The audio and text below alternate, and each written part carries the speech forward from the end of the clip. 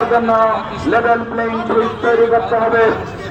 হাসিনা সহ তার ছেড়ে পড়ার সামর্থ্য দেশের বিশ্বমান বিচার কার্যকর করতে হবে এবং জাতীয় পার্টি সহ আওয়ামী লীগের দেশের 14 দলের দলকে নিষিদ্ধ ঘোষণা করতে হবে।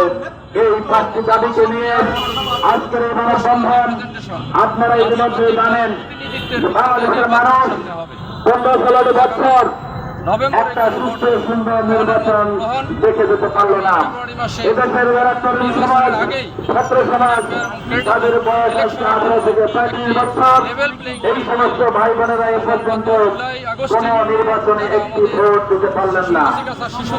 আজকে এই অবস্থা তৈরি হয়েছে, একদলীয় শাসন কায়েম হয়েছে, মানুষের উপরে জুলুম করা হচ্ছে, গণতন্ত্র নষ্ট হয়ে গেছে। তার পিছনে একটি কারণ, সেটা হলো গতানুগতিক নির্বাচন পদ্ধতি। আমরা মনে করি যদি পিয়ার পদ্ধতিতে নির্বাচন চালু হয় তাহলে দেখা যাবে যে এই যে 30-33% ভোট নিয়ে এই 70% জনশক্তির উপরে ছড়িয়ে দিতে পারবে না। এই নির্বাচন নিয়ে কোটি কোটি টাকার বাণিজ্য হবে না। এই নির্বাচনকে কেন্দ্র করে বেশি শক্তি এবং কালো টাকার শক্তি আমরা দেখতে পাবো না।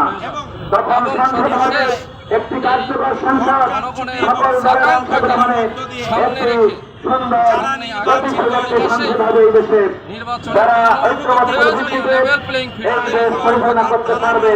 নতুন করে কোন স্বৈরাচারের জন্ম হবে না। নতুন করে এই দেশে লুটপাট, সন্ত্রাসী, হত্যা, এরপরে দেশের টাকা বিদেশে পাচার এবং আইনের শাসনকে ধ্বংস করার সুযোগ আর কেউ পাবে না। তাই আমরা পিয়ার পদ্ধতিতে নির্বাচন দাবি করছি।